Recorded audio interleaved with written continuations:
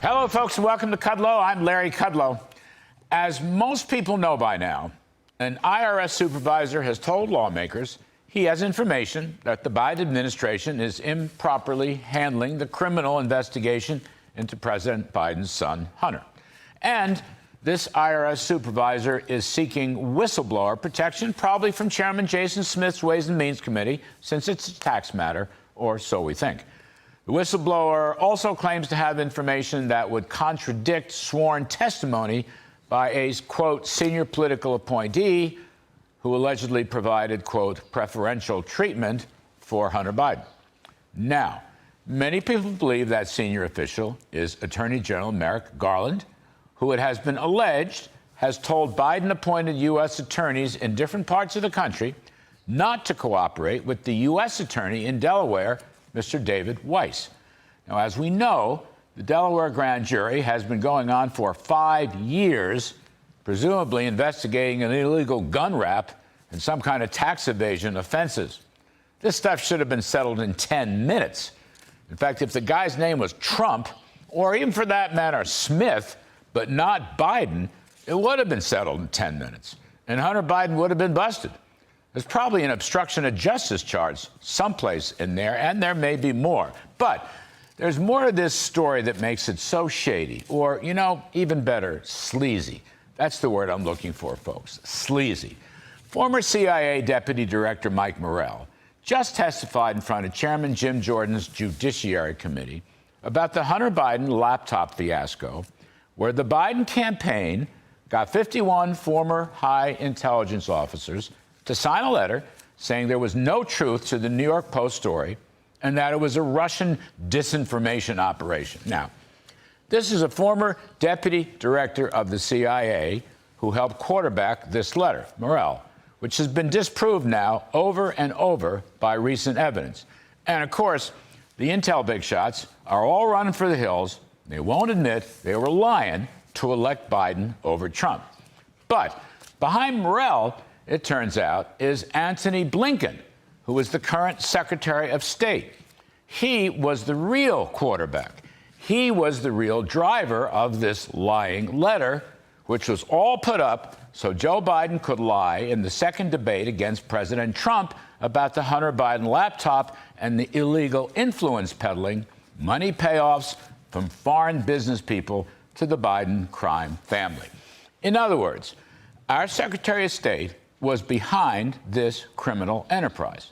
Whether it's legally criminal or not, I'm calling it criminal. Why? Because this is the kind of low politics that is so characteristic of the senior people in the Biden administration, and indeed the Biden White House. Morell, of course, wanted to be CIA director, but he didn't get the job. Blinken, of course, is the senior-most cabinet position in the U.S. government. He got the job. Now, there's another name I want to add, and that is Jake Sullivan.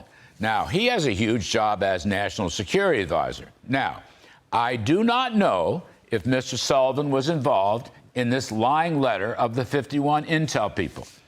I suspect he was, but I do not know factually. However, I do know that Mr. Sullivan was one of the leading retailers of Hillary Clinton's phony Russian hoax Steele dossier charge that plagued Donald Trump during the campaign and his presidency. Mr. Sullivan was selling that bit of phony business as hard as he could back in 2016, and now he resurfaces as National Security Advisor in the Biden administration. I will leave it there. But my biggest point here is that political hacks should not be at the senior-most level of the government. The most important agencies, state, defense, justice, and treasury, should be peopled by experts with sterling reputations. Now, Mr. Blinken is neither an expert nor has a sterling reputation. He engaged in the worst sort of lying politics. Call it what it is. Blinken operated a dirty tricks operation. And this sort of behavior and the fact that he was appointed to such a senior position not only diminishes his office, but diminishes the entire Biden presidency. And unfortunately for America, our senior diplomat, Blinken, has been, by nearly all accounts, an incredibly ineffectual foreign policy maker. Now, you just think about that. You think Mike Pompeo would have organized the Lion letter for cheap political reasons? You think George Shultz would have? You think Henry Kissinger would have? No, they didn't, and they wouldn't. Now, I will say, having served in 2 administrations, I know there are political people in the White House. I know there are campaign people, but they're not running the most important agencies. The policy game is completely different from the frequently dirty tricks political game.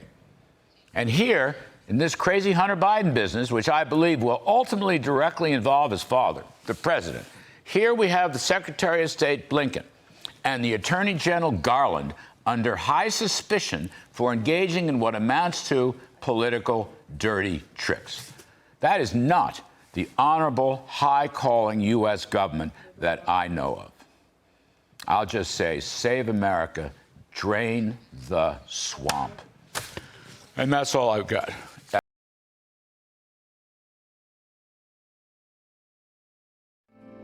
Because the flag still stands for freedom, and they can't take that